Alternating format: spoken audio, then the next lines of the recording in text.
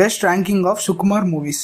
Disclaimer, ఇది నా personal review, మీది కూడా కామెంట్ లో చెప్పండి. సుకుమార్ ఒక స్క్రీన్ ప్లే, ఒక రైటింగ్, ఒక విజన్, టైటిల్ కార్డ్ కూడా ఒక యూనిక్నెస్ ఉంటుంది. నంబర్ 5 నానక్ ప్రేమ్ తో ఎన్టీఆర్ ఒక డిఫరెంట్ క్యారెక్టర్.